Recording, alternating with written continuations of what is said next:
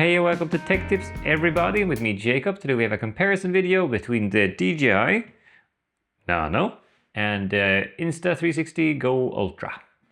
They're both detachable cameras, so you have a camera and a screen that detaches.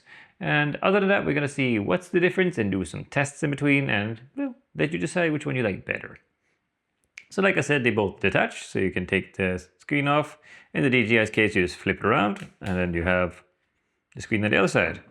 In this case of the Insta, you can flip it over and see it this way, or you watch it this way.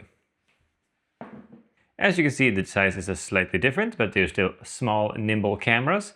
They have a little bit of a difference in how they record though, because this Dji has a 64 or a 128 gigabyte built-in memory in the camera itself. But on the body, the hub, there's also a spot for a memory card as well. So you can add space here, and then when you connect it, you can move it over from the camera to the card.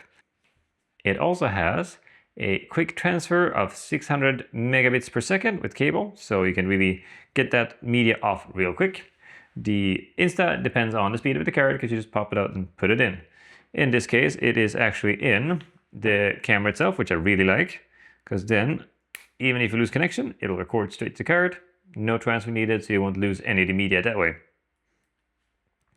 Pretty good. They can both be detached and recorded on the body itself and controlled that way. This one has a button hidden. This one has that button non-hidden.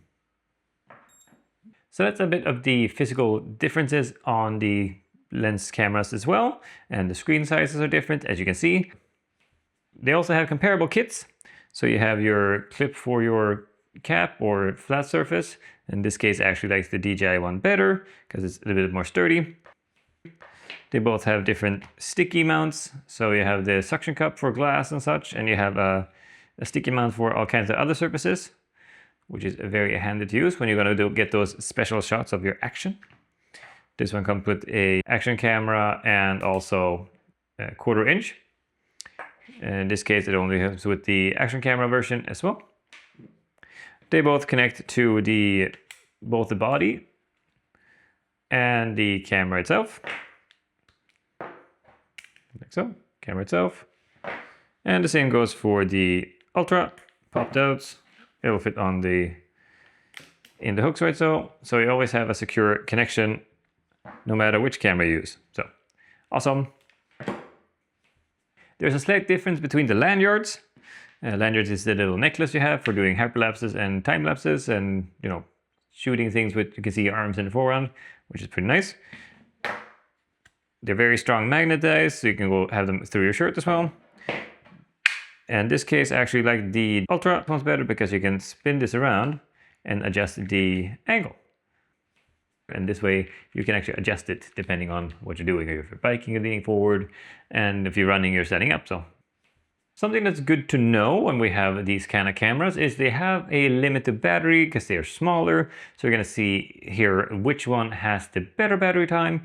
The Dji has a full hour of 4K it can record. So it has a very strong battery, which is one of Dji's strengths in general. The Insta has 36 minutes if you just have it on normal mode, but if you have it on endurance mode, where you can only record video, it has 55 minutes, so close to an hour. But in this case, the Dji actually has the better battery. It also has the added function of a quick charge. So if you have drained it all the way and you need to charge it quickly, you just pop it on your case, and in 20 minutes you get 80% of the battery, which is very nice to do. And of course, both of them, if you have them connected to the body itself, you get longer battery life. Another thing that could be interesting to know is that they have a limited distance between the video transmission between the screen and the lens itself. And both of them we have tested. So we have separated itself from the lens itself and the screen. Take a little walk. And in this case, the Insta has a longer range. It came up to 75 meters before we lost it. And the Dji had 65 meters. And then reconnected after 50, and same with the Insta, reconnected quite quickly as well. As soon as they had full line of sight, it connects right away. Why is this important?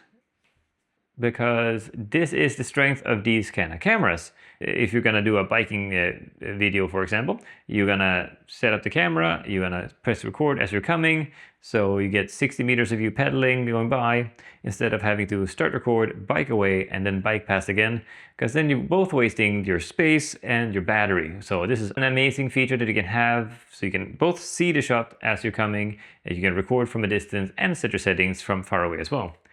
Could also be good if you want to film something that you can't get close to or you don't want to get close to. Say if you want to film some wildlife, you want to put up a little camera somewhere and put out some bird seed, you can film them from far away without scaring them away.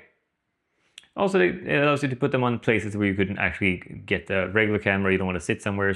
They're both magnetic, so you can pop them on a pole, pop them on anything metal at least, and just have awesome shots. Now, anytime we talk about action cameras, it's a very important feature to see how stable they are, because you really want to be able to do all of the actions and be able to capture them. If they both shake all crazy like and you can't use the footage, what's the use of having a small camera that you can attach to places?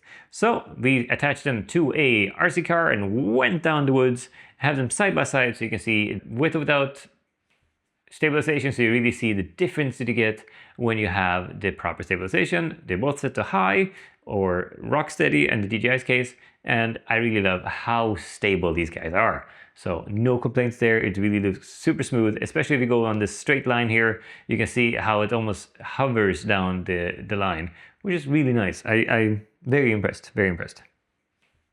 There's another feature that I really enjoy having on these small cameras, and it is the option of slow motion.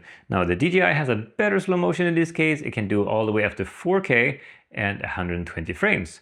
The Insta can do 4K up to 60 frames, or if you're going to have 120 frames, you have to go down to 2.7K.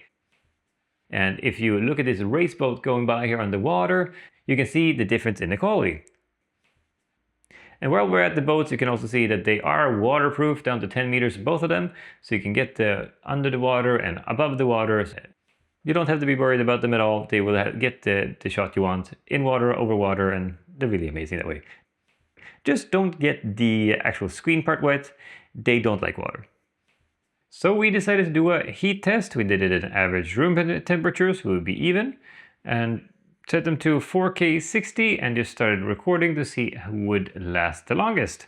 And Insta had no issues during these tests. We did 2 tests, kept going, stopped it after about 30 minutes. The DJI, on the other hand, overheated after about 13 minutes. So after a little bit of research, we realized that there was an update that solved that problem, or at least make it better. So updated the DJI and redid the test one more time. It didn't do much better. It was like 15.5 minutes versus 13 minutes. So you got another 2 minutes of record time on that setting. Meanwhile, the Insta I turned off after 30 minutes because in the same conditions, it just kept going. Didn't show any signs of overheating at all.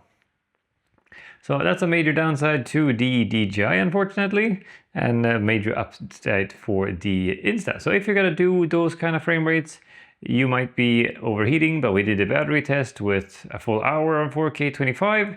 So unless you need the 60 frames, you could be fine if you just, well, don't use 60 frames. And the following test we did after that to see if the low light capabilities of these were even or what it looked like. So he's put up a little dark scene with just candlelit.